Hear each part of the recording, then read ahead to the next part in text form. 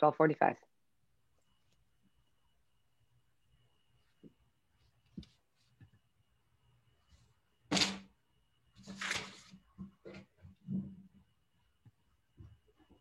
So do I need to just wait a couple minutes or are we good to go? We're good to go, Amy. Good to go. All right, thank you. Well, welcome everyone. You are in session A3, multi-tiered systems to support adult wellness. So I'm hoping you are in the right session.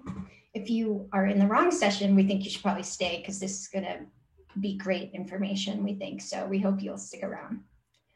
My name is Amy Flamini, and I work for the Midwest PBIS Network, and my colleague Susan Barrett will be on shortly.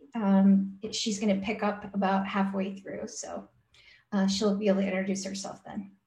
So we would encourage you to take a peek at the STRAND overview for the integration of mental health and trauma-informed care within our framework. So there are 3 sessions integrating that within the PBIS framework, moving from co-located into a single system of delivery, and then the installation and implementation of an interconnected systems framework. So we would encourage you to take a peek at that. That's all going to be connected to mental health for all and wellness, which is what we're going to be talking about today. So Brian went over these expectations earlier today. What I'd like to call your attention to is that we're going to ask you to use the chat tab to comment with each other and to discuss. And then if you'd like to ask a question for Susan and I, you can add that to under the polls section. So under the polls section, you will see that you can send a message directly to Susan and I. And what we're going to have done on the back end is Katie is going to collect those questions and kind of put them in order for us to answer the last 15 minutes of this session. So please feel free to use chat and the polls tab.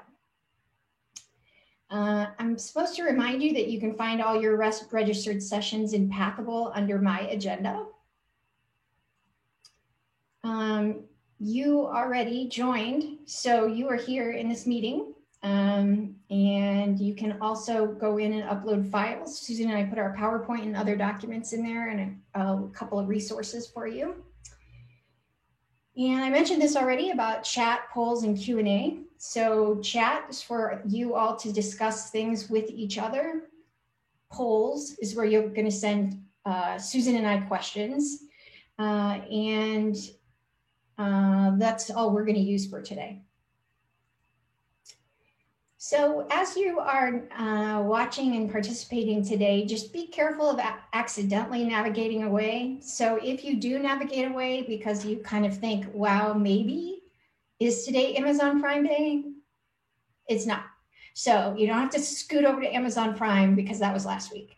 But what we do know is that it is hard to do this, and sometimes you do veer away. And anytime you veer away, what we want you to know is that when you return, you will have to click back on join meeting so that you can come back into the meeting. And as Brian mentioned earlier, there is a help desk available through the entire forum, and they are Johnny on the spot. So if you need any help, please feel free to connect with them at the top of your screen. So we have this matrix in here because even though we showed you the matrix earlier, we have this matrix in here because I want to call your attention to the idea that down the road, you may become interested in looking at having a matrix that has points on it that address adult wellness. So here's an example of safety is being aware of your stress level, double check on your friends. Ask for help if you feel a sense of hopelessness, and be empowered by using the chat box to express your needs and be engaged by participating. And if you need to turn off your video, if your video was on, you could do that, and mute yourself when not speaking. You're not going to be speaking today, but this is just an example of what you might use. Participate, invite others to participate, and be patient with technological challenges. And hopefully show us a big, giant bag of grace as we navigate this first time around here in the forum. I'd like to make sure that you are aware that the broad purpose of PBIS is to improve the effectiveness, efficiency, and equity of schools and other agencies. So I'd like for you to be able to think about this bigger than schools.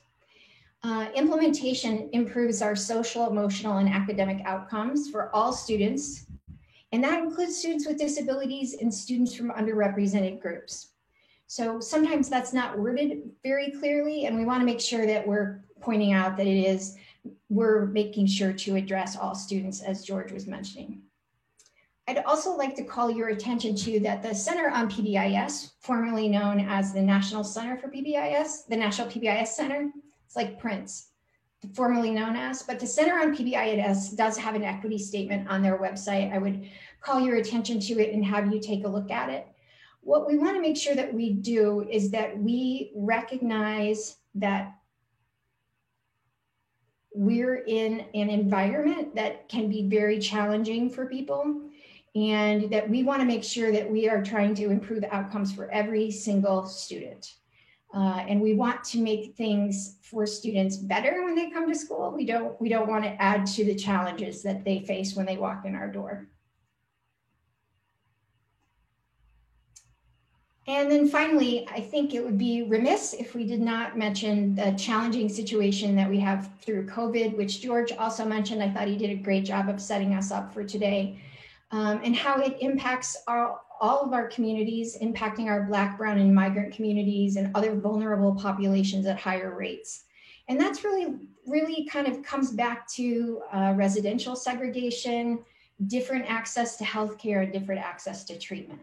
So we just want to make sure as we go into this conversation that we're recognizing the world we live in, and that we want to make sure that we're creating a safe, predictable, consistent environment for everyone.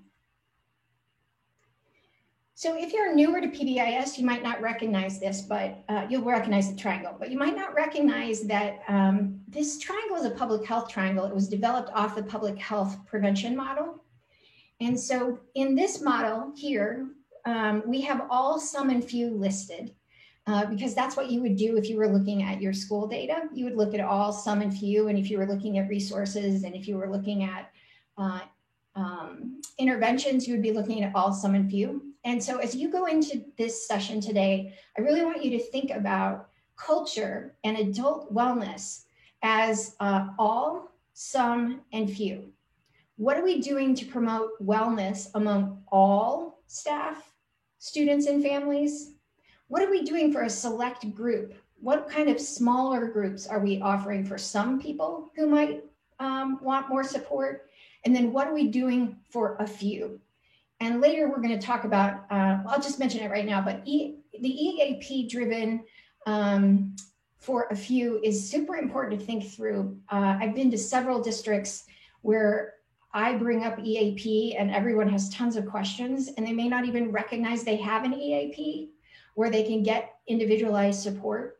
And people don't necessarily recognize that going to get support from your EAP can be anonymous, meaning your principal doesn't know that you go. Your principal might know that the aggregate number of teachers or the aggregate number of employees that go. So it's just kind of an important thing to make sure that is clear for everyone. The public health model is all, some, or few. When you're thinking about adult wellness, make sure that you're looking at all, some, and few. We hope that after today, you will consider using a multi-component strategy to support all, some, and few, where you're intentionally building a culture of wellness. There's high quality professional development and coaching with feedback. There's adequate time for teachers to do this work and other employees to do this work, and that you have a strong and accessible EAP program. So those are some of the things that are coming that we want to make sure that you think through as you move forward into making sure that your culture is supporting everyone. So soon there will be an adult wellness brief at pbis.org. It's in draft and just not quite ready, but it will be ready shortly. And it will be able to kind of summarize this whole session of what we think could be looked at when we're talking about staff wellness and a culture of staff wellness. So In the chat box, if you could, give us a quick feedback about, on a scale of 1 to 5, how much emphasis has been put on staff wellness since your return to school? So 1 being, what is staff wellness? And 5 being, we're really on top of this. We're really talking about this and making sure that self-care as a culture is positive for us as we are trying to do our jobs. So 1 to 5, that would be great help for Susan and I. I also realized that I didn't go over our objectives, which I meant to do. So our objectives for this session, while you're typing in 1 to 5, include that we want to make sure when you leave today that you realize that culture of wellness is bigger than any one individual practicing self-care. In other words, we do not want the culture of wellness to fall on individuals.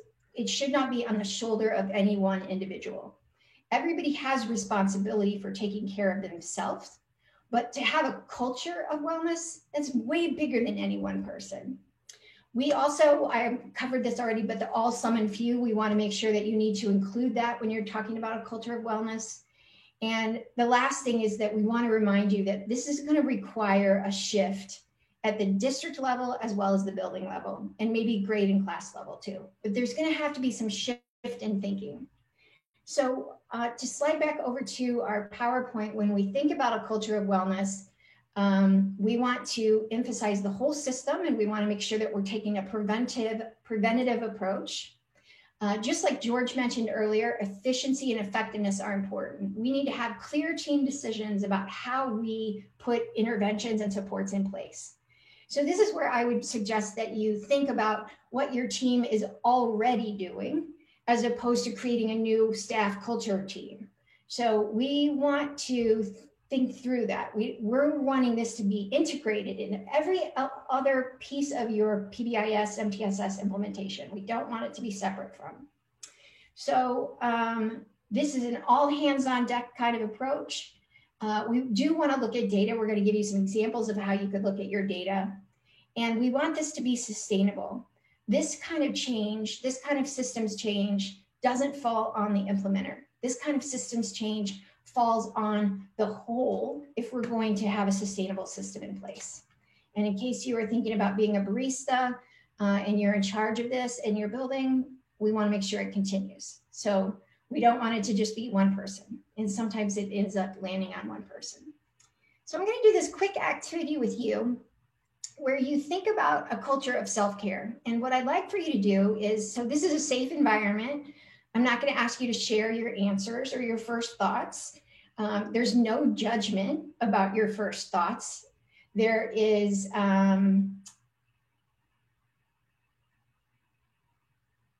it's okay to have first thoughts that you wouldn't say out loud. I just want you to know that whatever your thought is, it's okay. Part of what we're trying to call our attention to is recognizing what our first thoughts are. So what I want you to do is I'm going to go through some scenarios, and I want you to notice the first thing that pops into your head. You're not going to be asked to say it, but I really want you to notice first thing that pops into your head.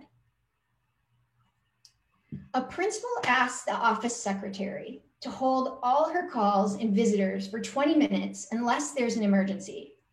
They turn off their phone, they go in the office, they shut the door, and they eat lunch for 20 minutes. What's your first thought about that administrator? What's your first thought about the clinician who goes to their car, eats, and reads during lunch? Reads like romance novels, not new strategies on COVID teaching, right? But how is that going to look? What's your first thought about that clinician? And your office manager, what's your first thought if you have an office manager that leaves for lunch? Actually takes lunch, leaves the building, and eats or takes care of themselves over lunch. What's your first thought when you have a teacher who is a new parent that leaves every day at the end of their contract time to pick up the newborn from daycare? Like, who wouldn't want to go pick up that newborn? But so cute. But what's your first thought about that new parent who leaves right at the end of their contract day? What's your first thought about the coworker that you have that eats at their desks, and works at the same time is always working through lunch? What's your first thought about that person? What's your impression of that person?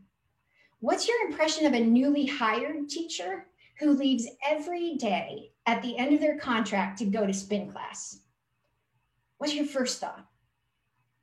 And interestingly enough, is it comparable to this first thought about the person who leaves to go pick up their newborn, the person who leaves to go to spin class?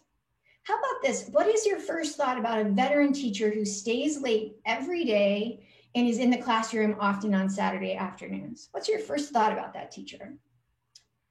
And what's your first thought about a teacher who goes in their classroom during their lunchtime, turns off their lights, eats their lunch, and meditates for 15 minutes? That's assuming they have a long enough period to meditate for 15 minutes and eat their lunch. What's your first thought about the teacher who does that, who doesn't participate in the teacher's lounge, but does go kind of isolate themselves during lunch? First thought. So what I want to call your attention to is the fact that there is implicit bias on all kinds of pieces of our puzzle in our world. There is implicit bias that is basically saying to you, what do you think that you don't think you think? What we don't think we think is about implicit bias. Do we have an implicit bias about the new teacher who leaves? Do we automatically think they're not a good teacher or a good employee? What about the teacher who leaves to go pick up their newborn? Well, of course we understand that. The person who leaves for lunch, what's our opinion about that person? That they don't care as much? Kind of what's the culture around these kinds of issues in your building? Because that culture is going to impact youth and how youth are progressing in academics and performance at school. So stress in the workplace is actually a pretty well-studied piece of information. It's highly personalized. And what I want to, in Amy language, what I would say is that stress in the workplace is in the eye of the beholder. This is very individualized. Susan and I may have the same task, and we may see this as very different. I might find it very stressful, and Susan might not. Stress is a very normal part of our day. Stress is a normal part of life. Stress can be very helpful. Stress can help motivate you to get ready to do something. Stress can help you move out of the way of a bus that's about to hit you. Stress is good in some places, but our body's not meant to handle stress all the time. So what we know about stress in the workplace is it's highly personal. It's all about you and your perspective. And what the research has shown is that the severity of your job stress depends on the actual magnitude of the demands that are being made of you and the individual sense of control or decision-making that you have. So it's not just the demand. It's the demand and whether or not you have some control and some ability to make decisions. So this confirms that workers who perceive they are subjected to high demands but have little control are at increased risk for negative health implications.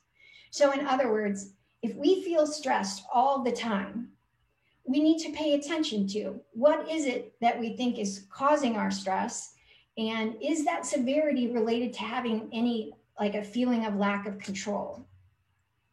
So this just points out, before I toss this over to Susan, that chronic stress does impact our bodies. It of course impacts our emotional state of mind, our mental wellness. It also impacts our bodies. So when you feel stressed, you could probably describe 100 different examples of this.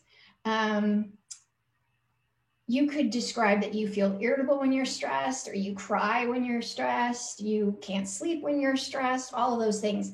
But what I want to point out to you is that when you are in fight, flight, or freeze mode, in that stress response all the time, when you're functioning from that mode, more often than not, what's happening inside your body is your digestion slows down, your body's pumping out cortisol, all kinds of things are happening that are hidden that you can't see, that are going to impact your health, that impact inflammation occurring in your body. So it's really important to remember that our health is connected to our mental wellness.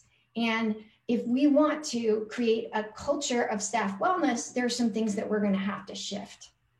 So this last slide, sorry, I forgot I had this slide. This slide just gives us a couple of pieces of data. So 26% of women report trouble sleeping at least once a week, compared to 16% of men. I work in a school district where the principal had us talk about self-care, and then throughout the school day, teachers came in and paras came in during their prep time to talk about how they were doing with self-care. And what I heard, it was overwhelming to me how many teachers I heard say they don't sleep.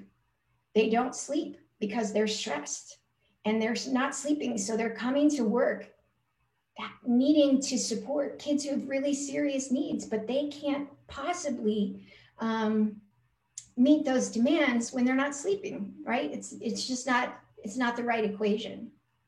19% of individuals between 45 and 64 admit to losing sleep due to stress a few nights a week. And 54% say stress or anxiety increase their anxiety about falling asleep at night. 52% of men and 42% of women reported that stress affects their daily ability to remain focused the next day. So we know that there are repercussions. There are repercussions for our physical health and our mental health. So I am going to stop sharing my screen, and I'm going to toss this over to Susan.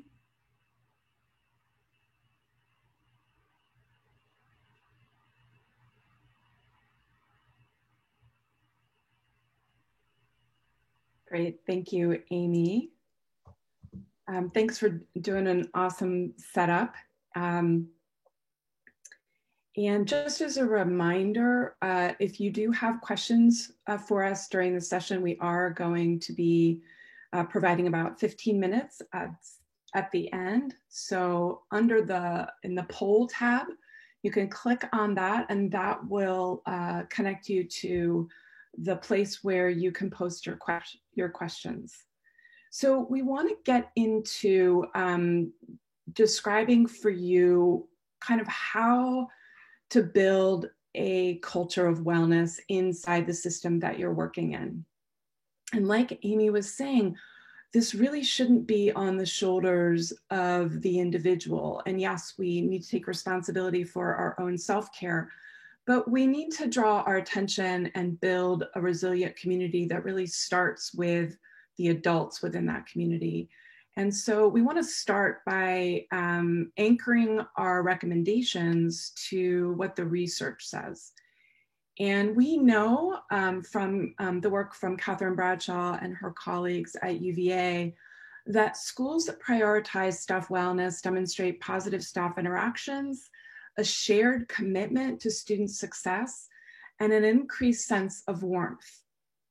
We also know that teachers who experience occupational stress tend to demonstrate a lack of emotional support and negative interactions with students, producing additional stressors for our at-risk students, right?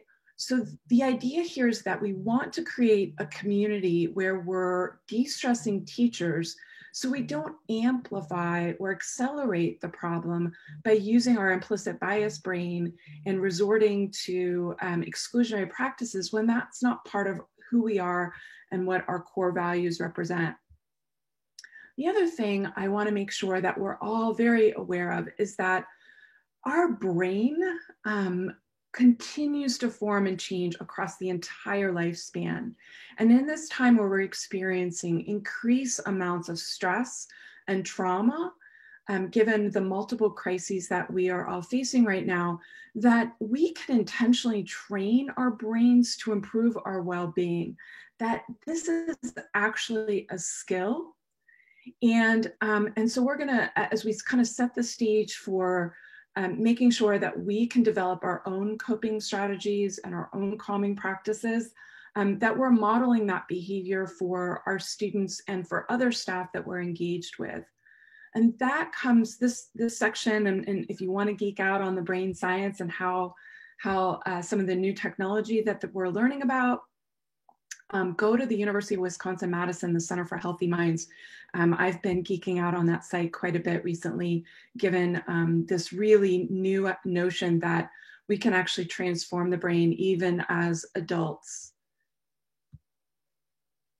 So in terms of setting the stage again for this kind of this now time, I have some significant worries that as much as we're trying to recover our instructional minutes that it may have been lost in the spring and that may be increasingly challenging in the virtual environments that we're working in, I'm really afraid that we're not going to be able to manage that successfully if we're not meeting the emotional needs of students, families, and adults, the staff that are working. And so with a combination of the crisis, budget cuts, we're seeing increasing amounts of stress. And we all have had kind of a range of responses.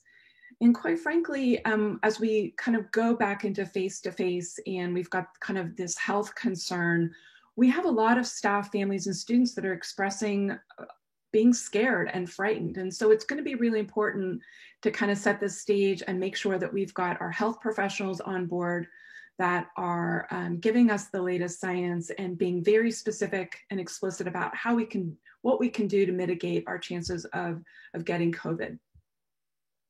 It's also really important that we get our messages from our local leaders that focusing on social, emotional, and behavioral health is academic instructional time, right?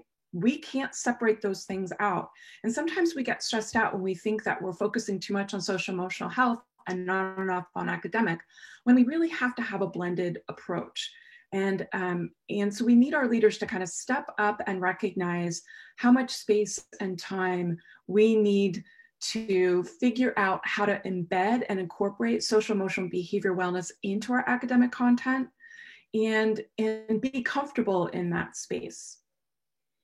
We also know that when we're stressed and when we've experienced trauma, we may be more inclined to retreat back to our comfort in our old contingencies, our old routines. And now is not the time to do that.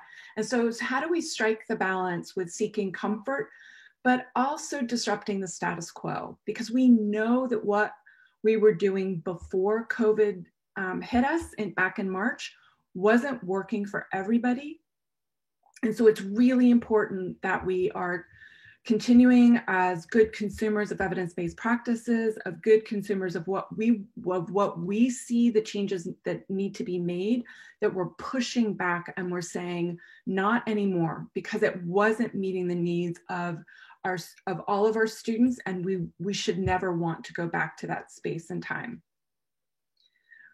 We know that a stressed and overwhelmed workforce increases that implicit bias, and that will perpetuate that over-reliance on exclusionary discipline that ends up resulting in increased equity. So we've got to put this front and center, and our leaders at the state, at the district, really have to set the stage for us to focus on ways that we de-stress and create a healthy workforce and a culture of wellness.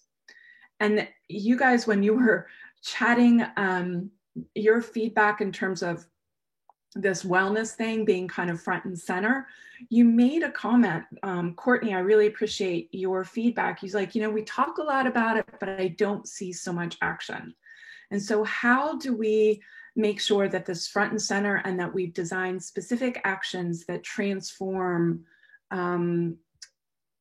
our organizations to be healthy ones for everybody?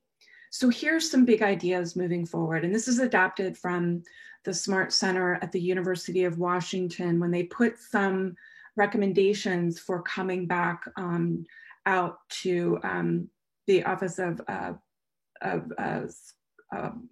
Ed in Washington State. He said, one of the biggest things we can do is get back to a routine, right? A predictable, safe, consistent routine. It is one of the pillars of trauma recovery. And it's going to be not only important for our students to get back in that routine, but for our staff. It will be important for us to take this slowly. So keep your goals modest. it's going to be important that we reestablish our school as a safe, positive space. And we can do that in the virtual platform, similar to how we do that when we are face-to-face, because chances are we're going to have to pivot in between teaching and learning contexts. So having those through lines of consistent expectations and routines that are established no matter where you are will be really important. It will also be important to provide at the school-wide level daily schedules that include frequent opportunities for mind breaks, use of a school-wide calming strategy where we all are taking belly breaths and having time to sit in a quiet space and be still. And of course, movement breaks where we have an opportunity to get out and move our bodies and walk and have some physical activity. So it's not just about me solely doing that in my classroom. It's about how would we permeate this system-wide within our schools, within our other organizational settings, to put this into our daily schedule, into our daily routine. Once we are back, now that we are back, whether that's in virtual or face-to-face mode, please remember that student-teacher relationships is a powerful predictor for overall student emotional wellness, but I would argue for staff wellness. When we're engaging with our students, we are actually repairing our stressful brains. When we're having those positive experiences with our students, when we're establishing those connectors within our spaces, we're actually de-stressing our brains. So to what extent are you creating a class-wide climate to promote and set about the conditions for learning so that we reach our academic successes? So even if it's brief, just by saying the name and connecting and observing something about that person is going to be really important. And then finally, be ready for your own triggers. Really pay attention to what's upsetting you, because chances are the students' issues might be similar to yours. So those are kind of the overarching ideas as we kind of employ this culture of wellness and we move forward. So you all were indicating that wellness is being talked about a lot. Staff wellness is being talked about a lot. And in my mind, talk is cheap, right? If you still feel overwhelmed, if you feel like all of these things are happening outside and you don't have voice and choice and you don't feel like you're empowered to lead the change, then it's really not permeating the system the way we want it to. And I'm going to argue that our pre-service curriculum and our professional development hasn't really been adequate to meet the demands of the job that even before COVID, right? And so how do we rearrange those conditions to make sure we as classroom teachers have the skills and strategies that we need to meet the social, emotional, behavior challenges that we have within our communities? So if this is really going to be a priority, we need to redesign our pre-service and our professional development to focus on organizational health. And if social emotional behavioral health is a priority, then my gosh, put it in our accountability system, put it in our policy statements and fund it. So yes, talking about it is the first step, and now it's time to move to action.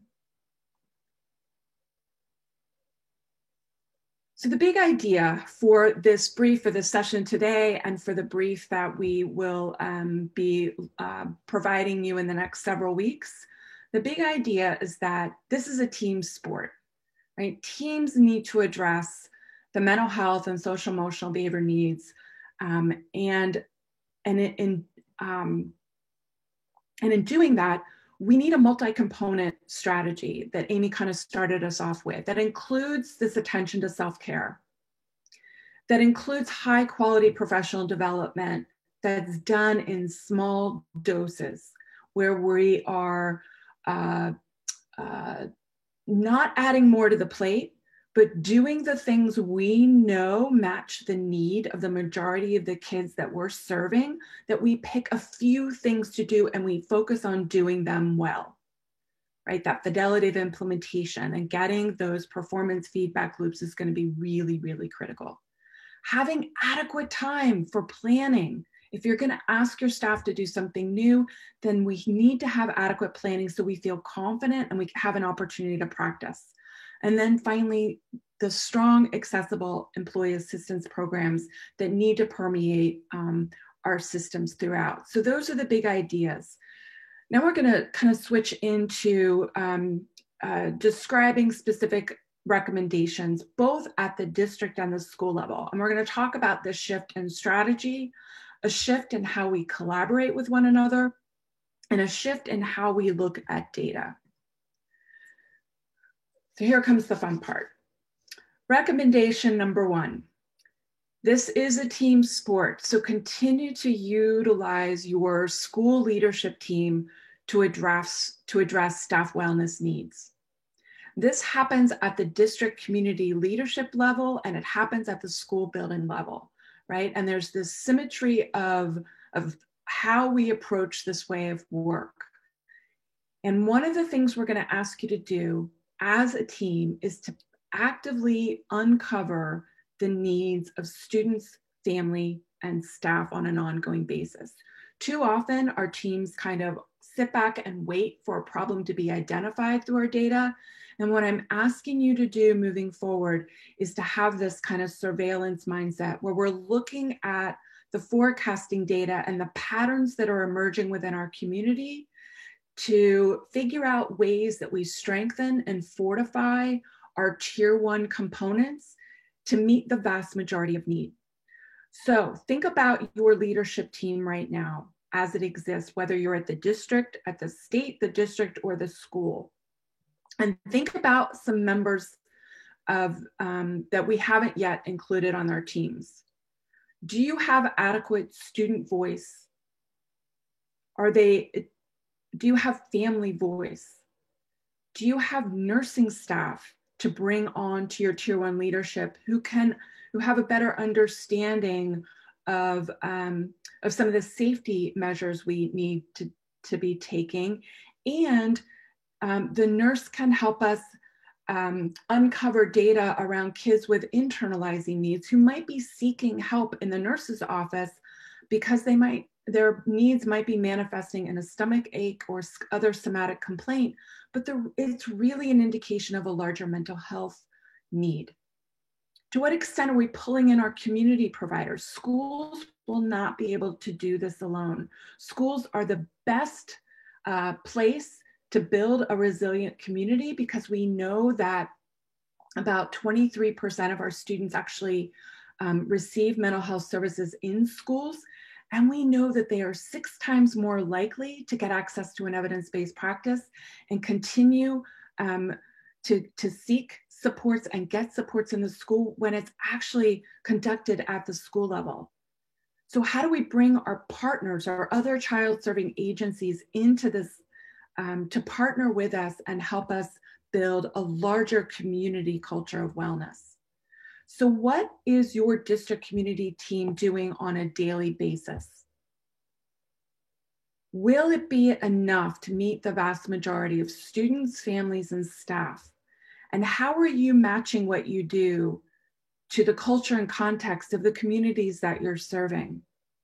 Who is currently missing from your teams that can provide that expanded lens about the patterns of social emotional behaviors that are going on in your communities? How do we elevate our social emotional leaders and amplify their voices right now? And how do we put those leaders in a position where they're growing the capacity of all of us to be mental health ambassadors and to be comfortable in the space of teaching social emotional competencies?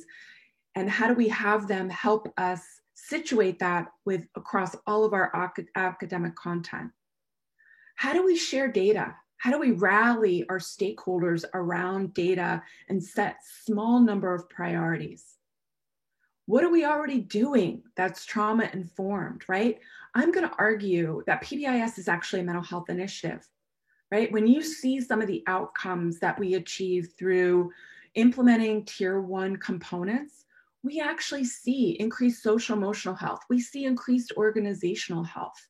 We see decreases in exclusionary practices. We see actually those protective factors that George was describing for us actually strengthen and build a resilient community, but we need to be doing more.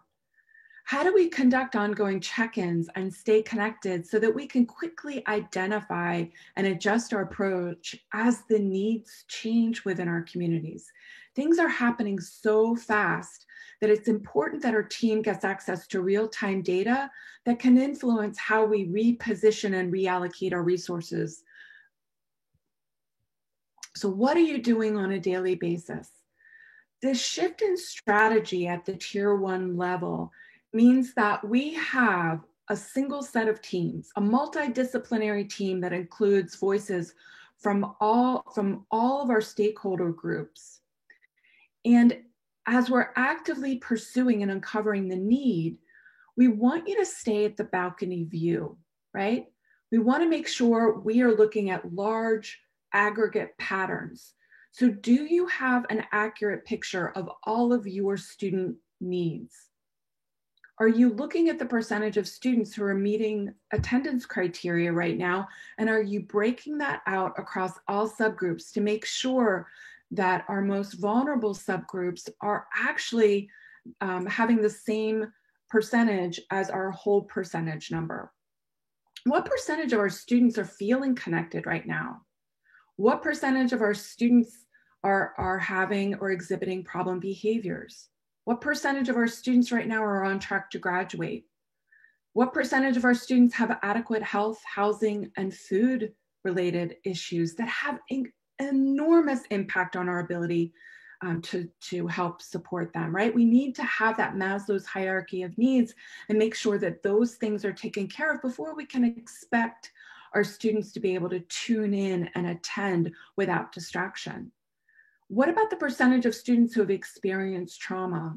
And finally, do you know the percentage of students right now who have a relationship with at least one adult, whether that's in distance platform or in a face-to-face setting if you're lucky enough to have gone back face-to-face? So the shift in strategy is about taking that kind of balcony view, that overall look to see the percentage of students who are succeeding within your environment. But the shift in strategy comes here. Your tier 1 team also is charged with supporting staff. So to what extent does your team know about the percentage of staff right now who feel connected, who feel empowered, who feel like they've got the skills and strategies to manage their workload, to manage their changing role, and have the skills to be able to manage the social emotional needs of their students? Right? When we don't feel competent and confident, it increases our stress load. So to what extent, what does our aggregate picture look like for our staff?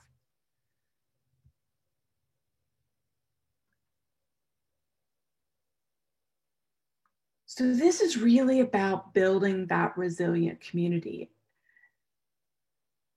As we think about meeting the vast majority of need, I want you to think about your tier 1 components. And these are really the universal precautions, right? Those hand washing protocols that we use in our health prevention protocols, right? We know that when we do hand washing, it actually prevents the spread of illness. When we translate that and we think about the universal precautions or hand washing components we do for mental health and to de-stress our staff, I want you to think about, to what extent do we have a safe and stable environment? The tier 1 components that we lay out, where we clearly define expectations, where we have an instructional approach to teaching procedures and routines, and we're consistent across locations, actually are going to go a long way to having a safe and stable environment for everybody that's participating in that environment. To what extent do we have ongoing embedded instruction, not only for the behavior expectations, procedures, and routines, but also to pull in those social emotional skills? And we're going to give you some examples in a couple of minutes about what that looks like. To what extent do you have daily routines? Do you have it set in your schedule? Opportunities where we can build a sense of community, even when we're in distance platform. How are you building a sense of community? How are you fostering relationships and having your students experience positive connections? In what ways do we have our clearly defined ways for students to ask for help and for staff to ask for help. And Amy shared with you our new teaching matrix that actually calls our attention to some hotlines that are available and calling out that there are ways that you can seek help when we're not within the school day. And that's going to be really important that the students understand, as well as the adults, ways to connect and get help outside of our school schedule, that 8 to 4 time slot. To what extent can we see positive greetings and positive social interactions occur across the day? To what extent are we engaging in active supervision, where we're scanning and moving and interacting during transition times in those hallways, in the cafeteria when we actually go back, right? To what extent are we taking that opportunity and deepening our connections and relationships with our kids? Do we have spaces and routines inside both our virtual environments and our physical face-to-face environments? Do we have places to go where our teachers can regroup and reset and build a neutralizing routine when they are experiencing high rates of stress, right? I know I'm going to get ready to go into the stressful environment. What am I going to do differently? That, to what extent am I going to use my calming strategy before I respond to a student having a behavioral challenge, right? How do we kind of practice and have a calming space in order to do that, where I can go take a couple of moments, regroup, and think about increasing my dose of using that calming strategy? To what extent are we making sure that our teachers feel connected, and we actually our leaders are setting in motion a growth mindset culture where we're actively seeking new knowledge and expertise? And so to what extent are we pulling those tier 1 components and really fortifying and strengthening those? So designing the strategy will be really important. Be intentional about it as a team. This might require expanding our idea about what mental health is, right? There's a lot of stigma that's at play, and it's just not, mental health is much more than just getting help from a clinician within an office. So let's talk about what mental health looks like and sounds like in a broader context, right? When we greet each other and we see one another and we've got a positive connection with one another, this is also what mental health is. The amount of dopamine that's released that can actually repair the brain from these moments, these micro moments that we install across the entire day, are really critical. This is what mental health looks like. And yes, we're going to need to adjust it in our virtual environment, but it's still going to be really critically important. This is also what mental health looks like. When we engage in small learning communities and we have problem-solving activities and we teach how to work as a team and we have joyful moments in those spaces, this is also creating that culture of wellness and becoming, and that's what mental health looks like. And yes, we're going to need to adjust by being a little bit more distant from each other right now, but we can still employ those same practices despite our adjustments that are taking place. Similarly, how do we do this for the adults? How to create these micro moments where we're learning a little bit more about each other and understanding each other and deepening our connections and relationships and having fun and having moments of joy in our daily routines. So at the end of the day, mental health is so much more than getting help in an office space. It's about understanding what strategies and skills are for coping in these times. It's about getting a sense of daily calm, and we permeate that across our day. We have time to turn off the lights and listen to calming music. We spend time for slow, deep belly breaths. And I can model that as a classroom teacher. So while I am getting a daily dose of calm, I'm also teaching that skill and translating that moment in time with my students. To what extent are we having daily activities and biology breaks? And the dose of this might be needed to be increased in this moment of time, but it's still really critically important now and forever. So mental health is much more. So when we talk about mental health for all, we're talking about micro moments. We're talking about these connections that we have. We're talking about promoting this culture of resilience in these micro moments and having our brain functioning actually get healthier as a result. All of these qualities are going to be important to this healing, especially for those of us who've experienced trauma.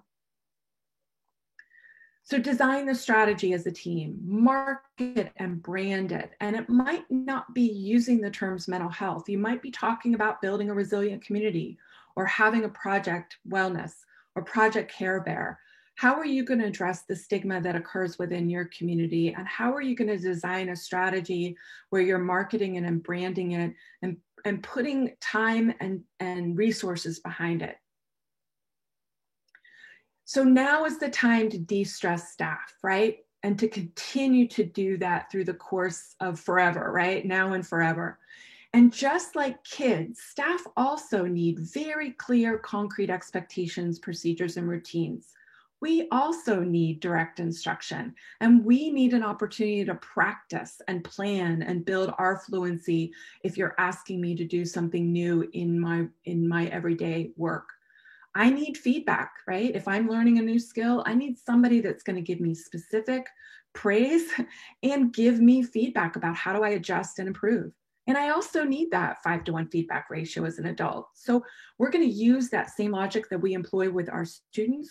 We're going to use that logic with our staff.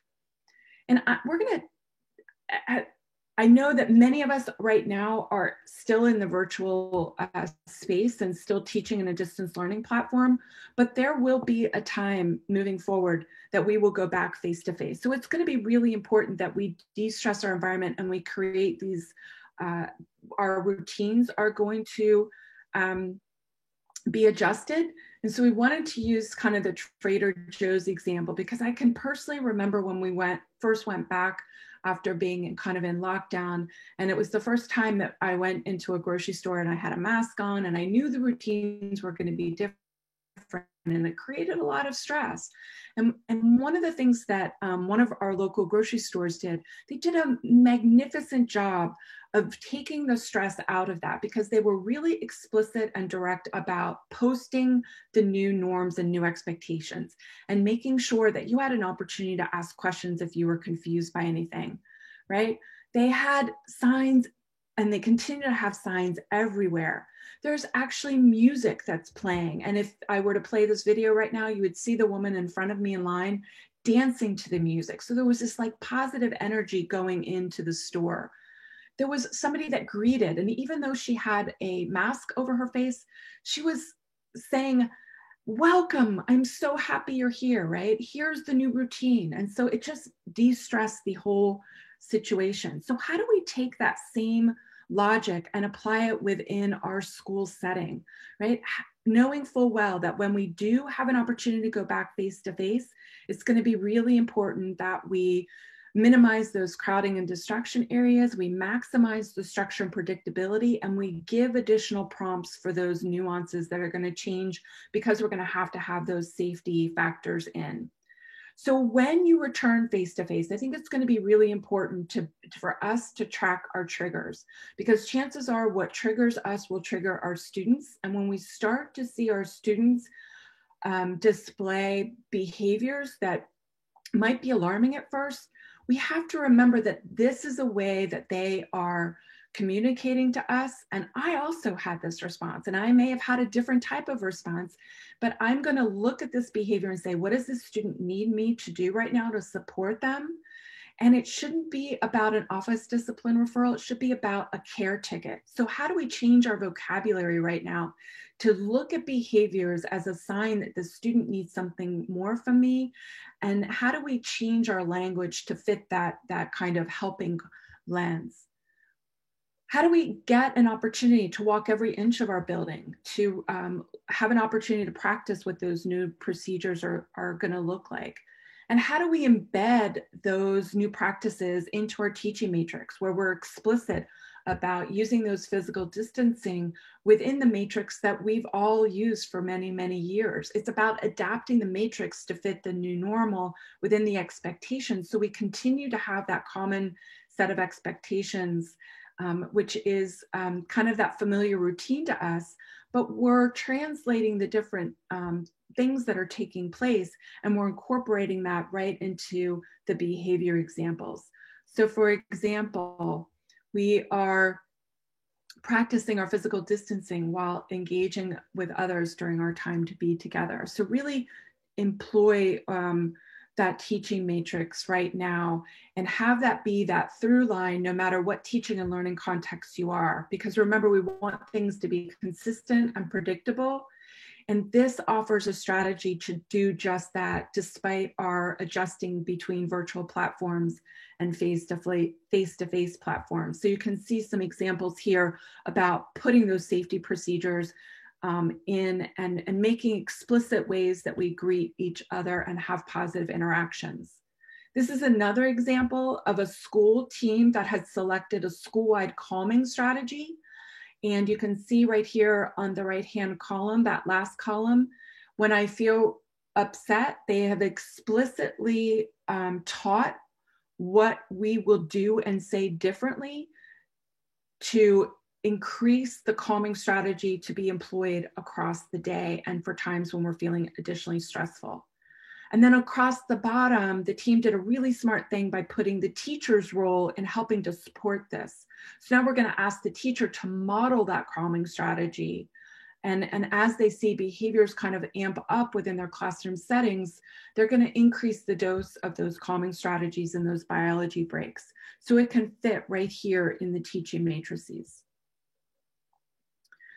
We also need to know what to do when we're out of soap and sanitizer, and when a student is refusing to wear a mask, or when a person tests positive within our community, or when I need a break, or when I recognize someone needs help. So to what extent are we drilling down and being very explicit about all of these kind of new procedures that we need to have? So design a system where you have an opportunity to practice, and you're able to huddle with other staff members, debrief what well, and reflect and improve as you move through this process. So I know some of you have returned to school face-to-face, and you're going to say to yourself, man, this would have been really great had I had this before. But I have a feeling that we're going to be moving in between these teaching and learning contexts this year. And so as we design going back face-to-face, this sample agenda might be helpful in setting the stage for de-stressing the staff and making sure we're explicit on what we are going to say and do differently and incorporate some of those features. So you can see we've got day one, where we have a morning routine, where we have we're using that morning circle opener, where we might have calming music, time to be together, time to practice that new protocol. We break into small groups and we take a tour of the building, et cetera, et cetera. The important feature here is that even when we go back and we are in this journey over the next several weeks and into this next several months, it's going to be important to continue to have morning staff circles and staff huddles to kind of help us debrief and help us increase supports for each other. So we've crafted really specific agenda items to consider as you come back face-to-face. So what are your daily routines going to be? How will you start to structure time at the beginning and ending of the day to increase a culture of belonging and connection, where we have huddles where we listen to music, we have an opportunity to laugh with each other, to celebrate, to practice our deep breathing exercises, and setting kind of that collective intention for the day? To what extent are you going to put in an opportunity to take a pause? To what extent are you going to use music as a universal connector? To what extent can we build humor and make each other laugh throughout this time together? So what is going to be our daily routines to manage that? Finally, I want to talk a little bit about feeling the sense of being overwhelmed, right? We all are being asked to do things that kind of seemed a couple months ago like they were outside of our boundary, right? The social emotional learning piece, the trauma-informed care, this wellness, this mental health. And so as we feel overwhelmed, it can increase our stress levels. And we wanted to offer a way for you to connect and perhaps offer a crosswalk so that when we design our tier 1 components, we're already hitting and incorporating automatically a trauma-informed approach and a social emotional behavioral skill approach, right? By expanding our teaching to include those coping strategies, we are automatically incorporating trauma-informed care. We're automatically incorporating social emotional behavioral competencies. They're not different, they're not separated out. And too often we're organizing a separate team to focus on that area of support when we should actually be bringing a trauma-informed specialist into our tier 1 team and really describing how we elevate those tier 1 components to meet that trauma-informed care lesson that we want to install. So I want to call your attention to a brand new brief that covers that crosswalk and we provide other examples. Those teaching matrices that we just shared are also incorporated into that new trauma brief. So we want to make sure you get access to that resource. So I think, Amy, we're switching over to the shift in collaboration. I think this goes over to you, and I'm happy to stop sharing and let you share, or I can continue to advance. How about pass it on over if you don't mind? That'd be great.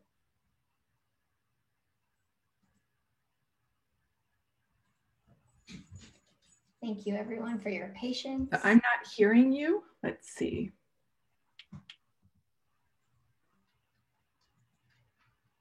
How about now? Susan, would you give me a thumbs up if you can hear me, and Katie? All right, thank you. Thank you everyone for raising your hand too, I appreciate it. So Susan has been talking about the shift in strategies and a few things that we also want to think about shifting. And remember, when we're talking about shifting, we're talking about there may need to be a shift at the district level as well as a shift at the building level, probably both. So what we want to think about is a shifting in collaboration, how we're supporting each other, how we're providing professional development that's high quality and has some follow-up after it. So we know that the coaching and follow-up after professional development makes it so much more meaningful and likely to be implemented. We also need to know, do we have adequate time for planning and access to resources? So that adequate time for planning can be at the building level. What team is planning this support system? When are they doing that? How do they have time to do that? If they're already kind of booked up, if the universal team's already booked up, or your building-wide leadership team is already booked up and they don't have time, how are you going to do this? How are you going to integrate this? So adequate time for planning, high quality professional development, as well as coaching and access to resources at the district and the building level. So here's an example of a staff that actually I think my colleague Katie created this. It's the wellness check-in for team and staff meeting agendas. So could you start adding a wellness check-in when you start your staff meeting? This is on the TIPS meeting form. But you see on the left here, opening questions. What's the most generous act you've seen? What's giving you hope? What's the best thing that's happened to you today? And it's helping you begin to solidify that this is important, that this kind of conversation needs to be front and center, which is hard when we say all kinds of things need to be front and center. Here's an example of wellness check with emojis. You could consider having self-selected team wellness clubs. So you could have batch cooking virtual parties with gloves and masks. I'm assuming it's 6 feet apart. You could have yoga. You can do yoga 6 feet apart, and you could do that in person. You could all do it virtually in your rooms. How about having community partners be part of our education and providing us opportunities to connect and help build our community of wellness? And then also you can have things like meditation practice. So at the alternative school where I worked, we offered meditation at the end of every school day. Everyone had permission to stop at the end of the day. As soon as the students left, everyone had permission to come to the office, the big meeting room, a big conference room, and we would all meditate together. So it was considered okay. It was encouraged to help people kind of get settled down at the end of their day. So it wasn't, you know, how sometimes things can be frowned upon by administration or other people. And this was one of those things that was really encouraged. People were encouraged to practice meditation. People were encouraged to take that time after school. As a whole community, you could begin to consider things like email-free Fridays, weekends, holidays after 5. So I know our organization at Midwest PBIS, we're pretty good about not emailing on the weekend, because if one person emails, then everybody's inbox is full on Monday morning. We're also pretty good about saying we're not going to email unless there's an emergency over a holiday break. That we've just established that as part of our norm. I had one school that the principal was really surprised when he asked how everyone was doing. They said, you know, we can't always answer those emails at 9 or 10 o'clock at night. And he had no intention of them answering them at 9 or 10 o'clock at night. He would have texted them or called them if he needed an immediate answer. But there was this automatic assumption, because they hadn't talked about it, that you should answer your email at 9:30 or 10 at night before you go to bed, which does actually impact your sleeping. So you could create schedules that honor teacher planning time and collaboration time during the day. You could make sure that you stop doing things that aren't working or don't have evidence, and doing things that do have evidence behind them, and begin looking at your teaming structure and how all of your work is aligned. And then you could be looking at what kind of platforms you can put in place to have a collaborative effort. Remember, we need this to be a whole culture, not just on one person. I don't think we can probably say that enough. So small learning communities for staff, some of you may already have this. So this could be at the building level and at the district level. Actually, you could have small learning communities at the district level. And it could be that you need to look at things like reconfiguration of what we're talking about when we say high quality instruction. Or maybe we need to focus our time and energy on how we're connecting with individual students. And maybe we could even add there how we're connecting with each other. Our small communities, our small learning communities could consider what are our strengths and where are our preferences and where are our needs. That's something that our organization is pretty good about doing. Like, where do you need support? Where are you just doing great? What's your preference? Where would you like to put your time and energy? And that's easy in a small organization, not so easy in a big school or a big district. But could we start having some conversations about that? How are we looking at student voice and choice? And that includes families as well. And then how are we building community with familiar people in our lives at the building level?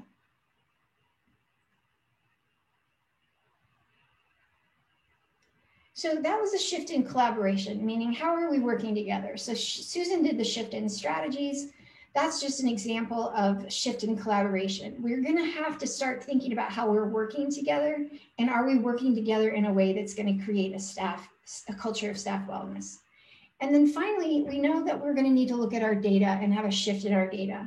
So I know I only have a few minutes left here. One of the data pieces that you could look at is called the ProQual, Professional Quality of Life. And then you could also do some surveys. So I'm going to show you a couple of examples of that. So the ProQual is a free tool that you could use online, and it is super helpful in helping everybody take a minute to reflect on how they're feeling about their work and their work life, and whether or not that's balancing out with the stress. And you wouldn't want to ask people their individual answers, but you could collect the data in aggregate so that you could get a feel from your staff. You could also start to uncover strengths and needs of your staff by looking at surveys, by having check-ins, by having a suggestion box. So we put attrition and retention on here. It's kind of interesting, right? Because if you start encouraging people to take care of themselves in this culture, people might actually start staying home when they're sick. So if you first look at your data, it might look like people are taking more sick time, but actually that in the long run means that they're taking care of themselves. So you just have to have some conversation around that. What's that going to look like? What's our staff retention rate look like? And then what's our aggregate data about the EAP system look like? So who's accessing, not who's accessing resources, but how many people are accessing resources? So there are some questions to inform our efforts here on this slide. And Katie, do we have questions in the Q&A? Not at this time, Amy. Okay, then I'll finish up here. So these are examples of questions that you could use to inform your efforts when you're looking at how you're going to shift your strategies, how you're going to shift your collaboration. We want to make sure that we're still using database decisions. So like George said earlier, we want to have a common vision, a common language, and a common experience, and we can use data to help us drive that. So it's important to not throw everything out the window that you have in place. Make sure that you're looking at old data and then maybe looking at some new data. You have data in place already that could be super helpful. And you may need to start thinking about adding some new data. So I'm going to point you to this slide, but since we're almost out of minutes, I'm gonna make sure I hit on these last two. So when we're using the MTSS logic, we want to think about how we're going to adapt our roles so that we can build capacity of everyone in our building, not just teachers, not just administrators, everybody. How are we going to help build that capacity? And then how are we going to have a formal way to make decisions about what we're going to use as interventions and measures of support? And then how are we looking at team-based training? Do we have time to embed new learning? And do we have coaching available? And then are we using our data? So these are the pieces of the puzzle when you think about putting staff culture and staff wellness into an MTSS logic model. And then finally, this last slide is an example of where you can think about organizing your resources so that you can focus on strategy. So you'll see here that first you're going to identify your needs and then work to build a safe, predictable, consistent routine, and then work to build on relationships. So what data sources are we going to use for all staff?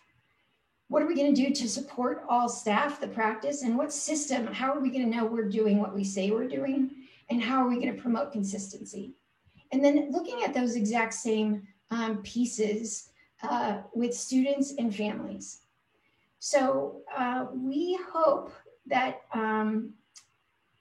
there has been, I'm not sure what you can see right now. We hope that there's been something that you're taking away from our time today. I'd like to just review those objectives that we had, which is that you will walk away today remembering that a culture of adult wellness is bigger than any one individual person. That part of creating a culture of staff wellness is making sure we're addressing all, some, and few, and that we're going to need a shift at the district level and the building level in strategies, in how we collaborate, and also how we look at data. So we really appreciate you participating in our session today. Please make sure that you complete the session evaluation. As Brian mentioned, we do use that. We'll start using that probably next week to plan for the following year. So it's very helpful for us if you will take the time to do that. Susan, do you have anything to add? Thanks, Amy, and thanks everybody for joining us. We know your time is very valuable, and we're just honored that you have joined us for this session.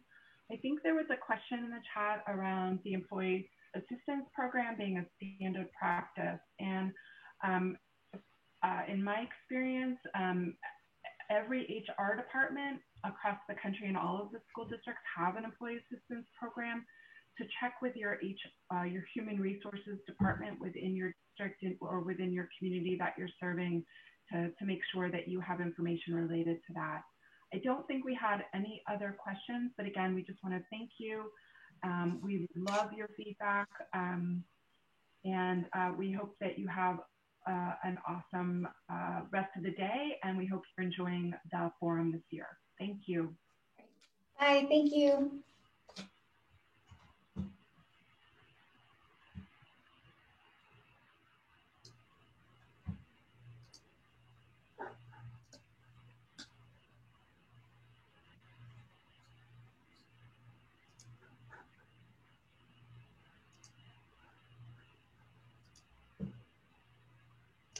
All right. Are we still broadcasting? I don't believe so. Yes, we are. Oh, well, do I need to end the meeting, I guess? I believe that's probably what we need to do. Yep, I think we just end the End Zoom. it? Okay, then I will end it. You guys were amazing. You rocked the session. Loved it. Love, love, love. It was great. Thank you. Thank you. Thanks. Very Amy. good. Props to you both. So thank you. And Katie, you were an amazing content facilitator. You were on the chat. So it's been a pleasure. Now I'm going to hop off and do this with Brian Meyer session. All right. All right, guys. Thanks, See ya. Susan. Bye. Bye. Thanks.